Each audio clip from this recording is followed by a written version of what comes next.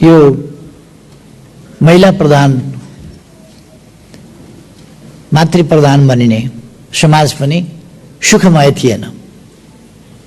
बहुत पछौटे समाज थियो भन्ने मात्रै त्यो नारी प्रधान हो, तर त्यसमा कुनै सुविधा थिएनन्, केही पनि थिएन, अत्यन्त कष्टपूर्ण आमा मात्रै चिन्ने जमानाको कुरा हो त्यो। त्यसकारण त्यसप्रति पनि हामी खासै गौरव गर्न सक्दैनौँ, त्यो एउटा पछौटे समाज थियो। देशताको सिंह हो मानव जातिको इतिहास, मानव सभ्यताको इतिहासमा महिलाहरूले वास्तविक पाउनुपर्ने, जसका हकदार महिलाहरू हुन्, त्यसको सम्मान, त्यसको कदर, त्यसप्रतिको न्याय प्राप्त गर्न सकेनन् र त्यसका विरुद्ध धेरै आँसु बगाए। मानव सभ्यताको इतिहासमा सृष्टियता महिलाहरूले न्यायका लागि बगाएको आँसु एकै ठाउँ जोड्ने हो भने एउटा खोलो हुन्थ्यो होला, त्यति आँसु महिलाले बगाए। धेरै सङ्घर्ष गरे। हामीसँग त सङ्घर्ष न्युयोर्कको एउटा कारखानाको हडतालबाट सुरु भएको सङ्घर्षको हामी कुरा गर्छौँ। यो त एक ठाउँ सङ्गठित हुन पाएपछिको कुरा हो। सङ्गठितै हुन नपाइकन घर घरमा आफ्ना ठाउँमा अन्याय, असमानता, तिरस्कार, पीडा महिलाहरूले भोग्नु पर्यो। अहिले पनि कतिपय मान्छेहरू अन्तै रिस उठ्यो भने त्यो रिस लगेर महिलामाथि पोखिदिन्छ। अन्तै झगडा पर्यो भने घरमा आएर श्रीमतीलाई दुःख दिन्छ।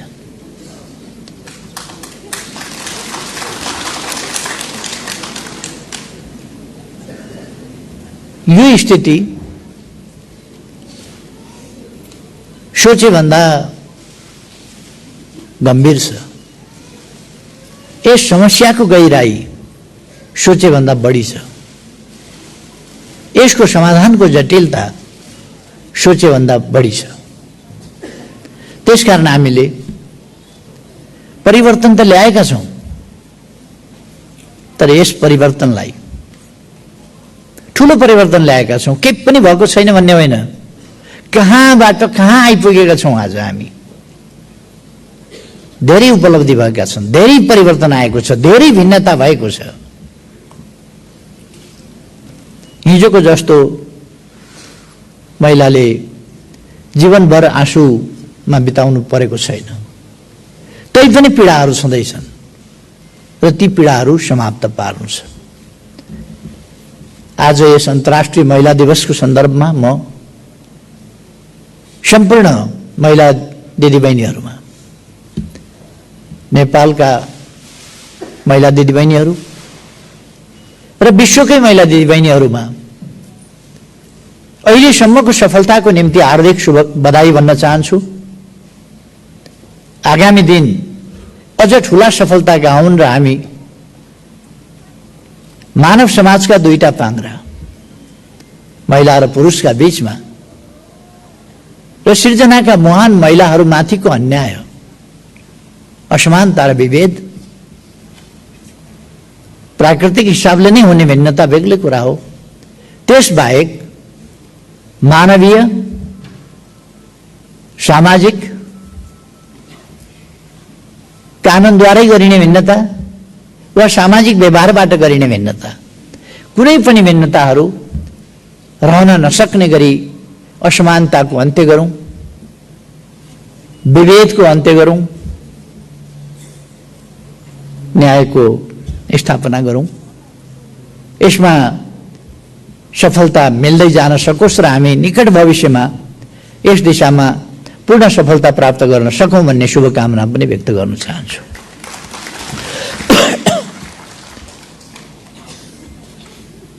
हामीले महिलामाथिको भेदभावलाई असभ्यता हो भनेका छौं। हरेकले बुझ्नु पर्दछ महिलामाथि भेदभाव गरिन्छ भने, महिलालाई अपमान गरिन्छ भने त्यो असभ्यता हो। कसैले महिलालाई अपमान गरेर आफ्नो कद बढेको छ भन्ने ठान्छ भने त्यो सभ्यताको श्रेणीमा उठ्याइन्छ भन्ने बुझ्नुपर्छ। त्यो असभ्य छ। सभ्यता समानतामा निर्भर गर्छ। असमानता मानिसले मानिसलाई गर्ने अपमानमा सभ्यता रहेको हुँदैन, त्यहाँ असभ्यता हुन्छ। त्यसकारण अझ आफ्नै आमामाथि गरिने, प्रकारान्तरले हरेक महिला आमा हुन्, आफ्नै आमामाथि गरिने अपमान, हरेक मानिस महिला होस् कि पुरुष महिलाको छोरो हो र महिलामाथि नै अपमान गर्छ भने असभ्य हो। डिग्रीधारी हुन सक्छ, ओहदाधारी हुन सक्छ, तर उसले सभ्यता चाहिँ धारण गरेका छैन वा गर्न सकेका छैन। अरू जे धारण गरे पनि, सम्पत्ति धारण गरे पनि, ओहदा धारण गरे पनि, डिग्री धारण गरे पनि, मति धारण गर्न सकेका छैन भने के धारण गर्यो?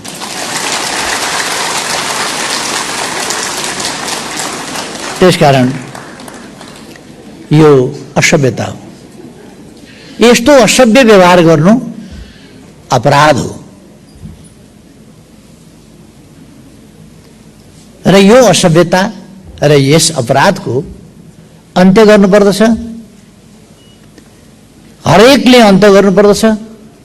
अन्त्य गर्न मान्दैन भने त्यो दण्डनीय हुन्छ र त्यस्तालाई दण्ड गर्नुपर्छ। जसले सभ्यताको उल्लङ्घन गर्छ र अपराध गर्छ त्यो दण्डनीय हुन्छ। खास गरी महिलाहरूमाथिको विभेद, अपमान, अन्याय, असमानता, शोषण यी कुराहरू असभ्यताबाट पैदा हुने हुन् र अपराधजन्य यी सामाजिक फौजदारी अभियोग लाग्ने अपराध हुन्। कुनै पनि मान्छे अपमान गर्छ भने त्यो फौजदारी अपराध गरिरहेको छ भन्ने बुझिन्छ।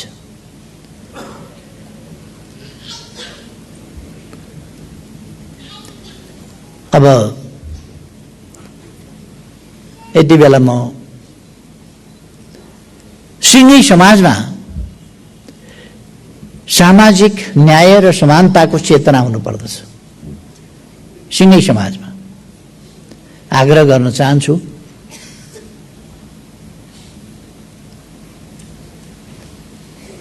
कसैमाथि पनि हिंसा हुनु हुँदैन, कसैको पनि अपमान गरिनु हुँदैन, कसैलाई पनि शोषण गर्नु हुँदैन। भिन्नता हुन्छ, भेदभाव हुनु हुँदैन।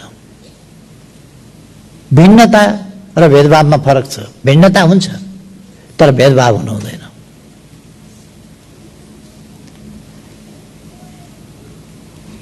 र मैले अघि पनि भने हामीले यस दिशामा धेरै ठूला उपलब्धिहरू हासिल गरेका छौँ।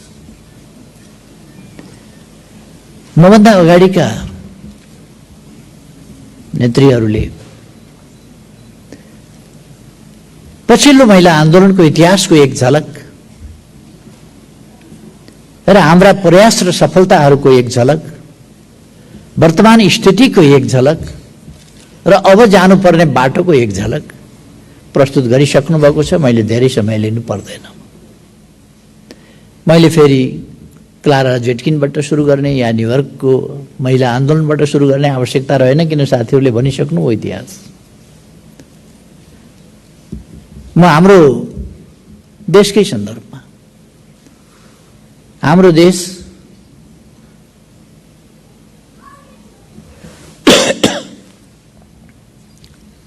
समानताका लागि यो न्युयोर्कमा भएको आन्दोलन लेखियो, उहिले नैदेखि लेखियो, भनिँदै आयो, पढिँदै आयो। हाम्रा ठाउँमा महिलाहरूले गरेका योगदान लेखिएनन्।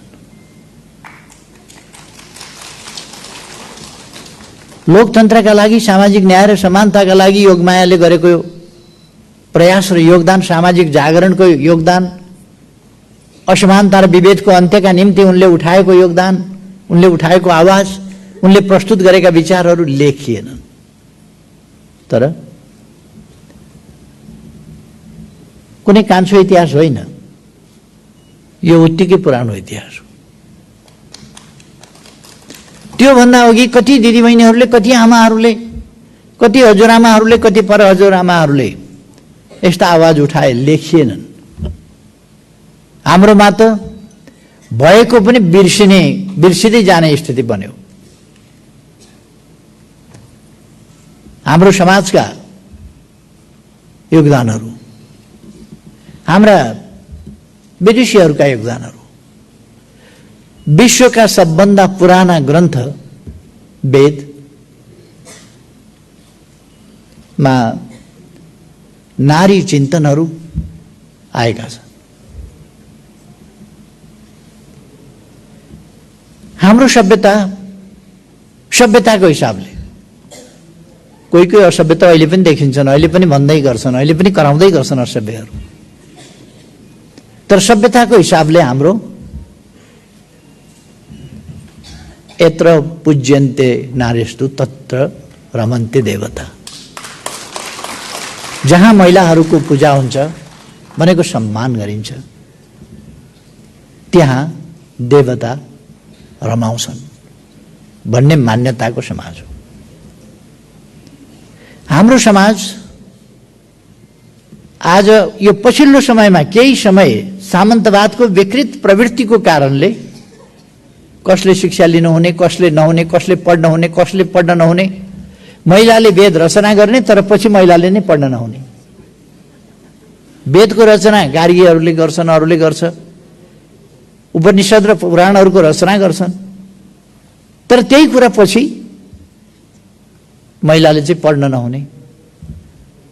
यो समाजलाई तत्कालीन शासकहरूको स्वार्थ र दुर्बुद्धि दुईटा कुराले समाजलाई पछाडि लग्यो।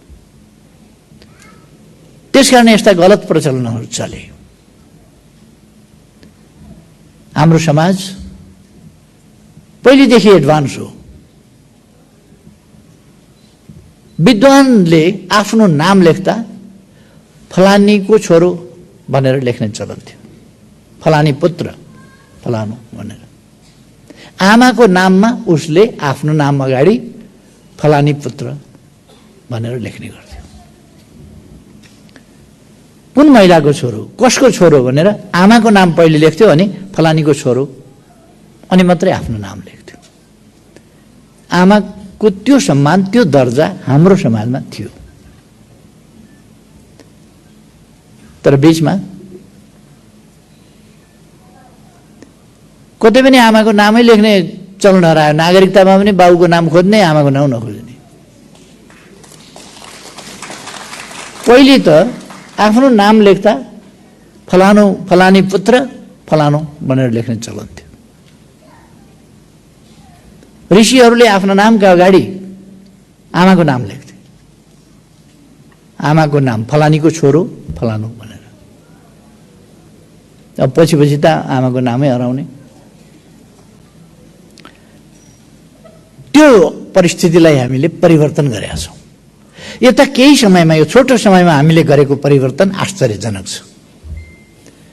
मैले विदेशका विभिन्न मञ्चहरूमा बोलेको छु। हाम्रा प्रगतिहरू, हामीले प्राप्त गरेका छोटो अवधिका सफलताहरू, हाम्रो समाजको जागरण अलिक पछि आएर, यो नयाँ जागरण जुन पछि आएर भयो। पुरानो जागरण हाम्रो समाज विश्वमा सबभन्दा अगाडि भएको समाज हो। ज्ञानको उद्गम स्थल हो यो, न्यायको उद्गम स्थल हो यो। अनेक चीज यहीँ बने, कानुन यहीँ बने, न्याय यहीँ बने। यो यो चाहिँ यस्तो समाज हो जो एउटा त्यस बेलाको परिस्थिति अनुसार आफूलाई एउटा सभ्यतामा लान चाहन्थ्यो। पछि वर्णाश्रम व्यवस्था आयो, पुरुष प्रधानता आयो, त्यसले बिगार्दै लग्यो समाजका कतिपय कुराहरू। यद्यपि त्यस बेला ती फेरि प्रोग्रेसिभ कुरा थिए समाज विकासका लागि। दुःखद कुरो, त्यसलाई उत्तिकै बढाएर लान सकेको भए सायद दुनियाँ कहाँबाट कहाँ पुगिसक्थ्यो होला। तर यताका परिवर्तनहरूले फेरि हामी कहाँ पुनर्जागरणको एउटा नयाँ युग सुरु भएको छ र यस युगलाई हामीले अत्यन्तै सदुपयोग गरेर अगाडि बढिरहेका छौँ।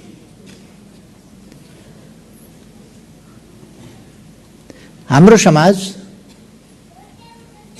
कट्टरपन्थी पुरातनवादी समाज होइन। 2008 साल भनेको 1952,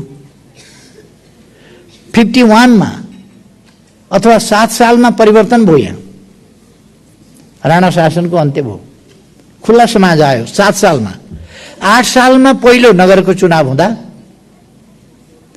महिलाहरूले भोट हाल्न पाउँदैन भनेर कसैले पनि भनेन। महिलाहरू मतदानमा सहभागी भए, उम्मेदवार भए। मतदान, महिलाको मताधिकार हुन्छ कि हुँदैन भन्ने त बहस पनि चल्न परेन नेपाली समाजमा। महिलाहरू नागरिकको हैसियतमा मतदानमा सहभागी भए 2008 सालमा। यो 1952 को कुरा हो।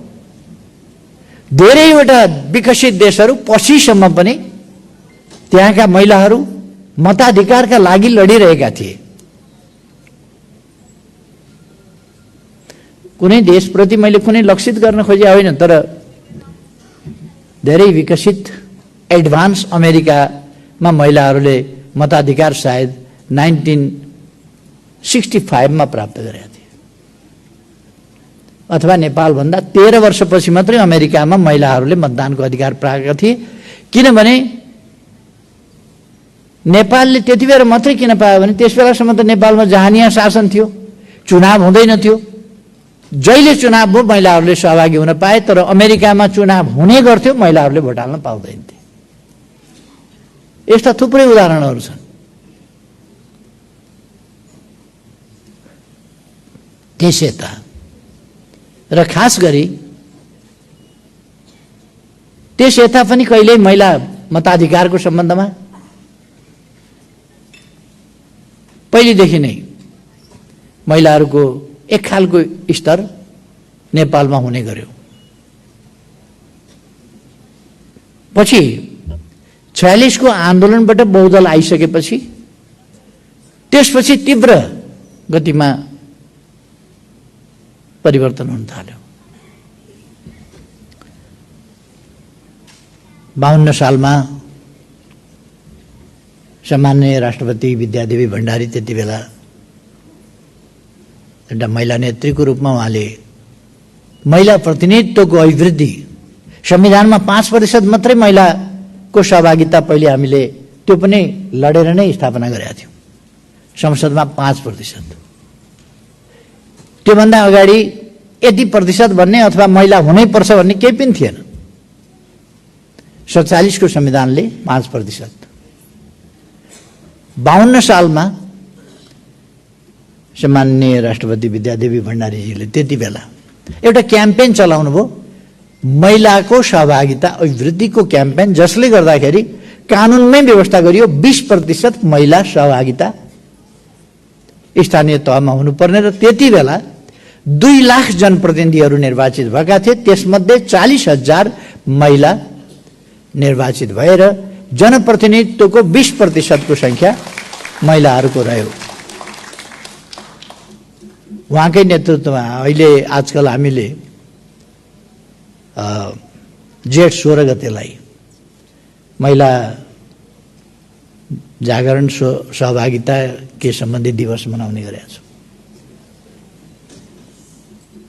सम्माननीय राष्ट्रपतिज्यू त्यति बेला सांसदको हिसाबले सर्वदलीय सहमति महिलाहरूको जुटाएर उहाँले एउटा अभियान चलाउनु भयो 33% को र 33% को अभियानको प्रस्तावक उहाँ हुनुहुन्थ्यो र अरू विभिन्न त्यस प्रस्तावका समर्थक थिए र 33% को पहिले मान्छेहरू त भेटिन्छन् नि विभिन्न प्रकारका खिसीट्यौरी गरे मजाक उडाए तर पछि जेठ 16 गते 2063 साल जेठ 16 गते पुनर्स्थापित संसदले त्यो प्रस्ताव पारित गर्यो र त्यहाँबाट 33% महिला सहभागिता संविधानमा 47 को संविधानमा त्यसबाट व्यवस्था भयो। उहाँको प्रयास सफल रह्यो र त्यस प्रयासमा मैले आफूले पनि दृढ समर्थन गर्न पाएको र त्यस प्रयासमा आफू पनि साथै योगदान गर्न पाएकोमा मलाई पनि खुसी लागेको छ। मैले पनि त्यसमा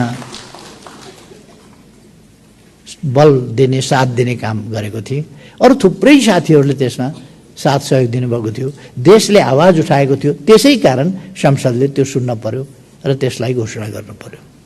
त्यहाँबाट आज हामी विश्वका विभिन्न मञ्चहरूमा जाँदाखेरि गौरवका साथ भन्न सक्छौं केही देशहरू बाहेक क्युबा र केही स्क्यान्डिनेभियन देशहरू ती देशहरू बाहेक अरूतिर भन्ने हो भने हाम्रो तुलनामा विकसित देशहरू पनि हाम्रो तुलनामा 40% महिला सहभागिता राष्ट्रिय स्तरमा भन्ने हो भने सबै तहमा मिलाएर भन्ने हो भने 41% महिला सहभागिता हाम्रो देशमा छ। दुनियाँका बहुत कम देशहरूमा मात्रै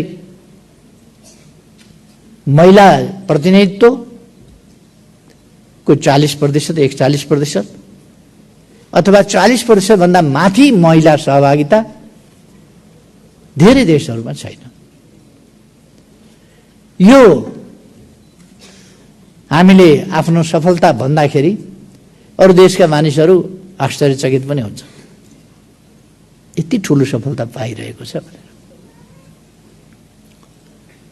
हामीले यो सफलता प्राप्त गरेका छौँ। बालिकाहरूको स्कुल भर्ना दर लगभग 7% छ।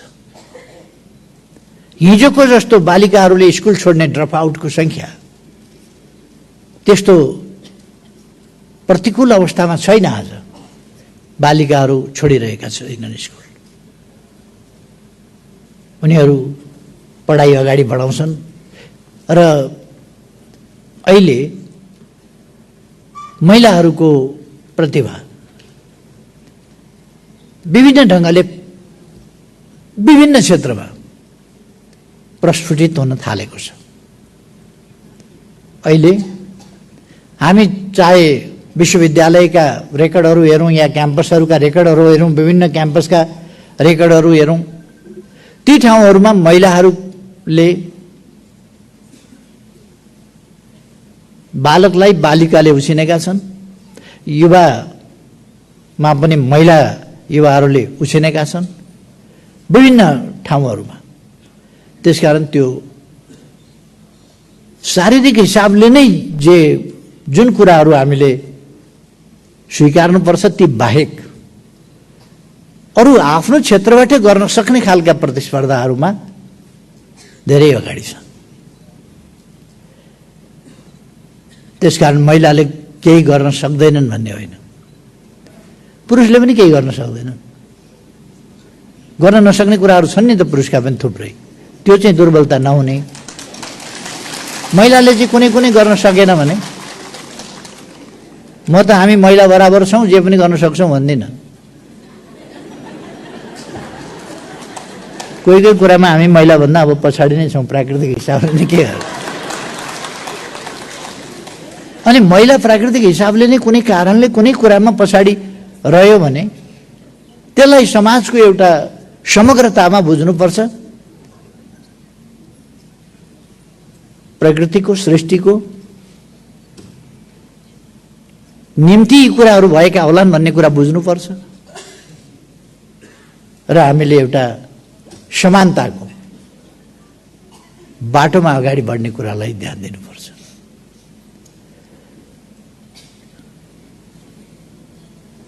अहिलेको सरकार बिल्कुलै प्रतिबद्ध छ सामाजिक न्याय र समानताको तर्फ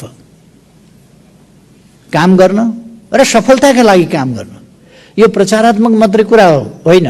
हामी प्रचार केही गर्छौं भने त्यो सन्देशका लागि, जागरणको लागि, शिक्षाका लागि, त्यसका लागि प्रचार गर्छौं कि मानिसले थाहा पाउन्, त्यसबाट प्रेरित हुन् र मानिस सिक्न पाउन्,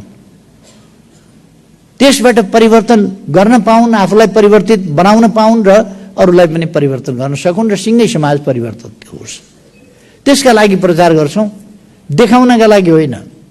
हामीलाई उपलब्धि हासिल गर्नु छ, उपलब्धि देखाउने होइन। उपलब्धि हासिल गर्ने कुरा हो हाम्रो। समानता हामीले हासिल गर्ने कुरा हो। सकारात्मक भिन्नता हामीले ल्याउने कुरा हो। त्यसै कारण हामीले आरक्षणका यो जबसम्म समानताको पूर्ण रूपमा स्थापित हुँदैन तबसम्म आरक्षणका सकारात्मक विभेद भन्ने गर्छ। मैले त्यसलाई सकारात्मक विभेद भन्दा पनि विशेष व्यवस्था भन्ने गर्छु। ती विशेष व्यवस्थाहरू हामीले गरेर हामी समाजलाई समानताको बाटोमा अगाडि बढाउँछौँ। हामीले कुनै पनि कुरा तदारुकताका साथ एसिड आक्रमणको सम्बन्धमा मुस्कान खातुनलाई मैले बोलाएर भेटेर कुराहरू सुनेको हुँ। मुस्कान खातुनका मागहरू सुनेको हुँ। यस्तै पीडित, एसिड पीडित महिला र बालिकाहरू मैले बोलाएर भेटेर कुरा सुनेको हुँ। उहाँहरूका कुरा सुनिसकेपछि कडा कानुनको आवश्यकता छ भनेर कडा कानुन तत्काल मैले निर्देशन गरेँ कि 15 दिनभित्र कानुन निर्माण गरेर ल्याऊ। यसमा विलम्ब गर्ने संसद कहिले बस्छ भनेर पर्खिने होइन, संवैधानिक बाटो हो अध्यादेश भनेको। केही मान्छे अध्यादेश ल्याउनै हुँदैन, संवैधानिक बाटो होइन भन्छन्। एसिड छ्यापिरहन हुने, रोक्न चाहिँ नहुने। संविधानले अध्यादेश जारी गर्न भनेको छैन, अध्यादेश ल्याउन भनेको छैन। नचाहिने काममा ल्याउनु हुँदैन, चाहिने कुरामा अध्यादेश। संवैधानिक बाटो हो, लोकतान्त्रिक बाटो हो। त्यसै कारण सरकारले त्यो अध्यादेश ल्यायो।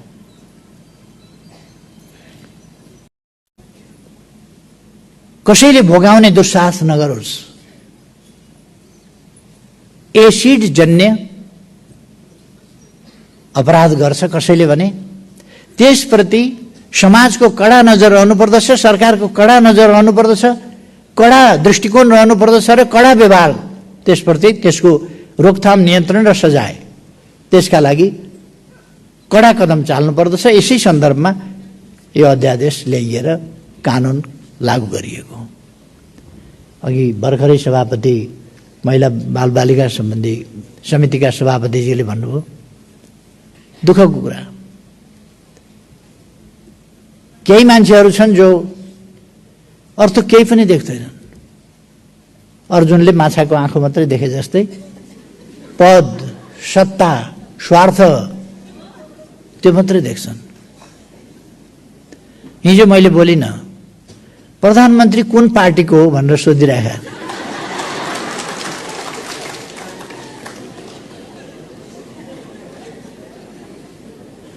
अब मैले उहाँहरूलाई सोध्न नपरोस् तपाईँ कुन पार्टीको हो। उहाँहरूले मलाई नेकपाको साधारण सदस्यबाट पनि निकाल्नु भएको थियो। म साधारण सदस्य पनि होइन नेकपाको।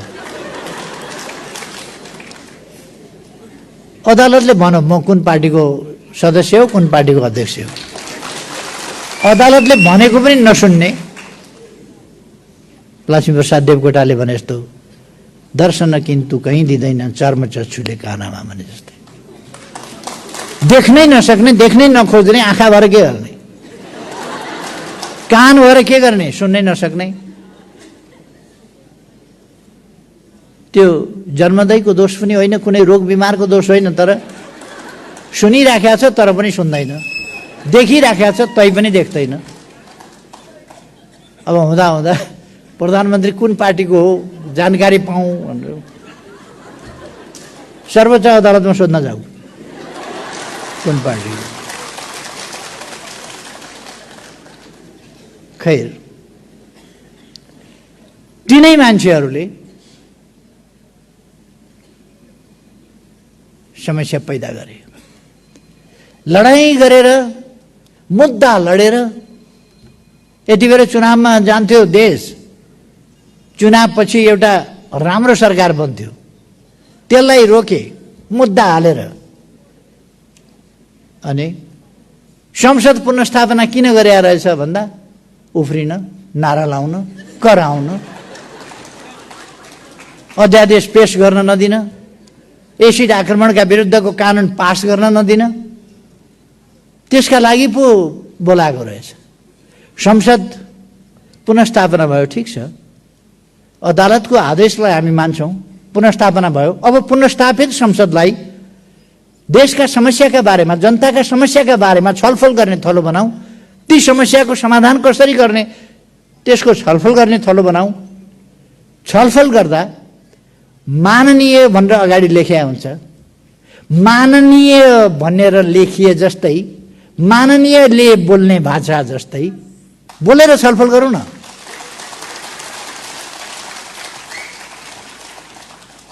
छलफल गरे हो कि उफ्रेको हो कि धामी नाच हो कि पार्लियामेन्टमा। हिजो पहिलो दिन औपचारिक ढङ्गले पार्लियामेन्ट सुरु भएको छ, गुर्र कुदेर आएर वेलमा आएर नारा लगाएका छन्, कराएका छन्।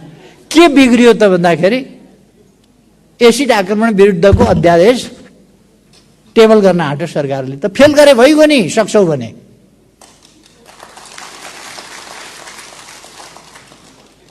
फेल गर्ने आँट कसैको छ? फेल गर्ने आँट छैन, त्यसकारण त्यो मन पनि परेको छैन, फेल गर्ने आँट पनि छैन। त्यसकारण वेल घेरेर अध्यादेश पेश गर्न पाइँदैन भनेर नाराबाजी। प्रतिनिधि सभा पुनर्स्थापना हुनुपर्छ भनेर मुद्दा लडेर, झगडियाले जस्तो मुद्दा लडेर, सिमानाको झगडा जस्तो राजनीतिक फैसला जे होस्, मुद्दा लडेर आइसकेपछि ताज्जुब देखियो। एउटा फैसला अदालतको जय जयकार, अर्को फैसला के फैसला गरे आइयो, राजनीतिमा हात हाल्न पाइन्छ, अर्को फैसला। अदालतको फैसला मान्ने भनेपछि मान्ने,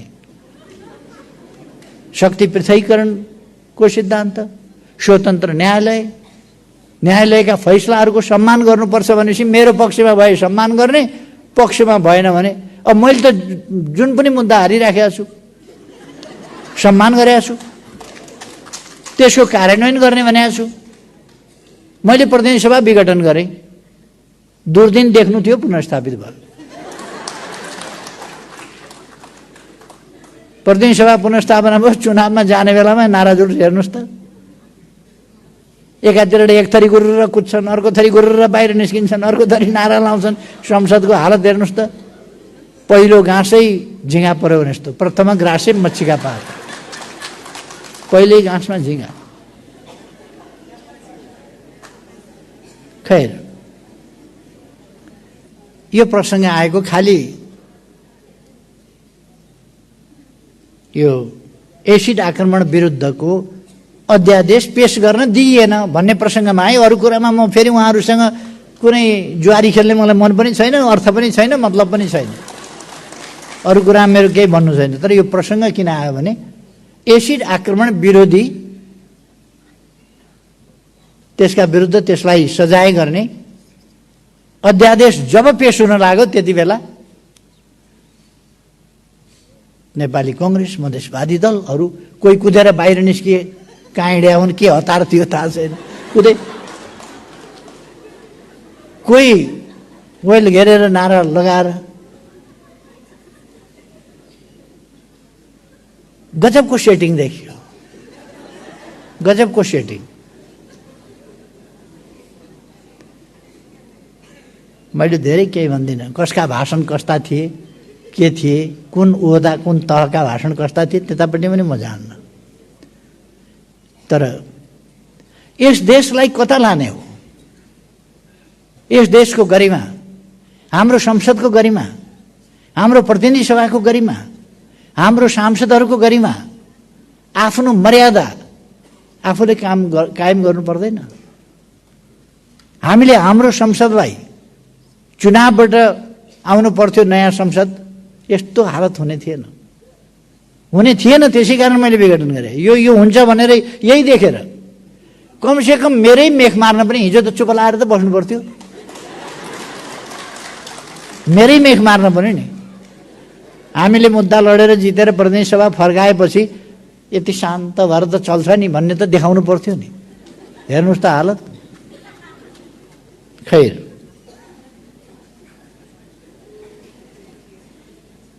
अब हामी प्रगति गरिरहेका छौँ।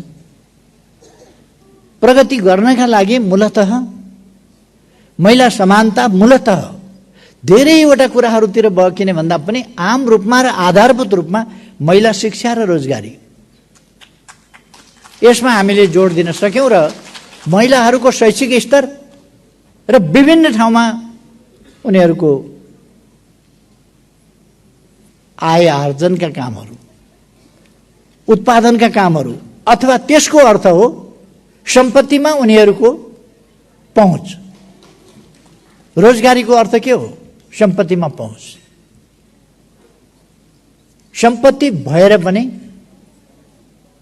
यो श्रीमानका हातमा सम्पत्ति छ, प्रशस्त सम्पत्ति भए पनि एउटा केही सानो किन्नु पर्यो भनेदेखि श्रीमानबाट चाहिने तोक आदेश लगाउनुपर्छ, स्वीकृति। त्योभन्दा आफ्नो हिसाबले जान सक्ने, यसका निम्ति सहकारीका आदि अनेक माध्यमहरू छन् जसलाई हामीले प्रयोग गरेर जानुपर्दछ। विभिन्न माध्यमबाट हामीले छोरीलाई अनिवार्य पढाउनु पर्दछ। अहिले पनि छोरालाई राम्रो बोर्डिङमा, छोरीलाई कमन स्कुलमा पढाउने अझै पनि चलन गइसकेको छैन, त्यसलाई छोड्नु पर्दछ। भेदभाव नहोस् यस कुरामा। आमाहरूले पनि छोरा छोरा भन्न अलिक छोडेर छोराछोरी भन्न थाल्नु पर्यो क्या। आमाहरूको पनि बानी छ छोरा छोरा भन्ने धेरै, त्यसलाई अलिक छोराछोरी, छोरी छोरा भन्नु पर्यो, बरु छोरी छोरा। हामीले नेतृत्व विकासमा, नेतृत्वको अभ्यासमा, नेतृत्व निर्माण, खास गरी नीति निर्माणका तहमा महिला सहभागिताको अभिवृद्धि गर्ने कुरा, यसमा जोड दिइरहेका छौँ। हरेक ठाउँमा नीति निर्माणमा महिलाहरूको सहभागिता।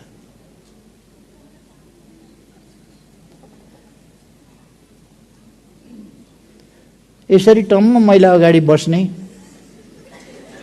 यो नारी दिवसमा मात्रै यस्तो गर्नु हुँदैन, अघि पछि पनि महिला टम्म अगाडि बस्ने खालको स्थिति सिर्जना गर्नुपर्छ। नत्र एउटा महिला वक्ता हुँदैन। बोल्न जान्नु हुँदो रहेछ त महिलाहरूले। आज त एकदम झिल्का उडाउनु भयो त यहाँ त। जान्नु हुँदो रहेछ महिलाहरूलाई वक्ता किन बनाइँदैन। त्यस कारण महिलाहरूलाई वक्ता बनाउनु पर्यो, नीति निर्माणमा अगाडि सार्नु पर्यो, अवसरहरू उपलब्ध गराउनु पर्यो। त्यस दिशामा सरकारको तर्फबाट भरपूर प्रयास हुन्छ, नीति निर्माण हुन्छ, सबै कुरा हुन्छ। र म समाजलाई आग्रह गर्न चाहन्छु, सरकारका यी प्रयासहरू, एक्लै सरकारका प्रयासहरूले, थुप्रो ठाउँबाट हामीले चलाइराखेका छौँ। यसमा शिक्षाको सम्बन्धमा, अरू सम्बन्धमा विभिन्न ढङ्गले चलाएका छौँ। तर सामाजिक जागरणको तह जहाँ छ त्योभन्दा माथि फेरि अरू उपायहरूबाट हुँदैन। सामाजिक जागरणको तह हामीले माथि उठाउनुपर्छ। हामी सबै सचेत हुनुपर्छ। हामी सबैले सचेत प्रयास गर्नुपर्छ सामाजिक न्याय र समानताका लागि, पुरुष र महिलाका बीचको विभेद अन्त्य गर्नका निम्ति, महिला हिंसा एउटा असभ्यता र अपराध हो भन्ने कुरालाई बुझ्नका लागि र त्यसमा आफूले अवलम्बन गर्नुपर्यो त्यस तथ्यलाई। कमसेकम हरेकले मनमा सोच्नु पर्यो म महिला हिंसा गर्दिनँ, अरूले महिला हिंसा गरेको पनि सहन्न। हामी कसैले पनि महिला हिंसा गर्नु हुँदैन, किनभने यो असभ्यता हो, यो अपराध हो। त्यसकारण यसबाट हामी अलग हुनुपर्छ। आजको नारा अत्यन्तै सार्थक छ, अन्तर्राष्ट्रिय नारा पनि सार्थक छ। हामी कोभिड-19बाट आक्रान्त भयौँ एक साल, अब त्यसबाट हामी पार पाउँदैछौँ। खोप लगातार अगाडि बढाएको छ। हिजो मैले पनि खोप लगाएँ र ज्येष्ठ नागरिकहरूले लाउने खोपको सुरुवात गरेँ। मन अलिकति चिसो हुने कुरा हो। ज्येष्ठ नागरिक भएर पहिलो खोप चाहिँ लगाउनु भनेको रमाइलो कुरा होइन। तर पनि हिजो मैले ज्येष्ठ नागरिकको हिसाबले खोप लगाएर सुरु गरेँ।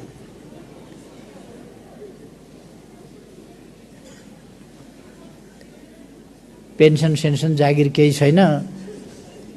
यो सांसदबाट छुट्टी पाइयो भनेदेखि ज्येष्ठ नागरिक भत्ता पाइने उमेर भएछ भन्ने थाहा भयो।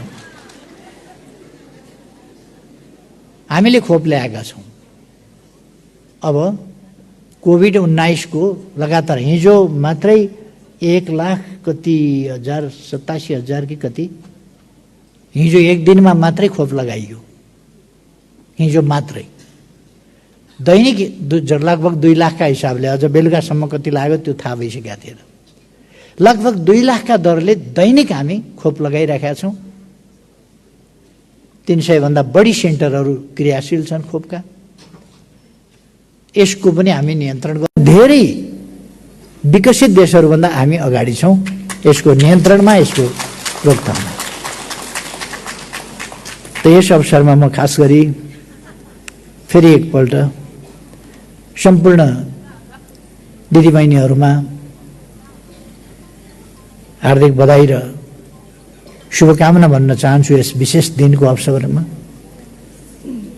111औं अन्तर्राष्ट्रिय महिला दिवसको सन्दर्भमा र सम्पूर्ण पुरुष दाजुभाइ दिदीबहिनीहरूलाई पनि महिलाहरूका नहेपे हुन्थ्यो, अपमान नगरे हुन्थ्यो, अन्याय अत्याचार नगरे हुन्थ्यो भन्ने आग्रह नाजायज होइनन्, जायज हुन्। ती आग्रहलाई सम्मान गर्न म सबै साथीहरूलाई, पुरुष साथीहरूलाई आग्रह गर्न चाहन्छु र सुझाव पनि दिन चाहन्छु। फेरि एकपल्ट मुस्कान खातुनलाई बधाई भन्न चाहन्छु र यस आयोजनाका लागि मन्त्रालयलाई विशेष धन्यवाद भन्न चाहन्छु। मलाई पनि यहाँ आमन्त्रण गर्नुभयो, म खुसी व्यक्त गर्दै धन्यवाद भन्दै सबैमा शुभकामनाका साथ आफ्नो मन्तव्य टुङ्ग्याउँछु। धन्यवाद।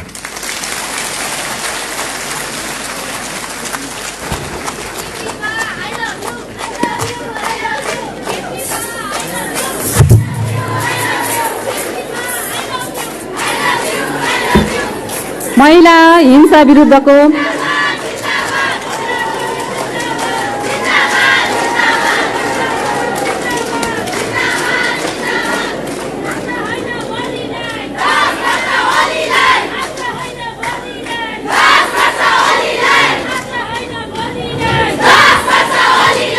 महिला हिंसा विरुद्धको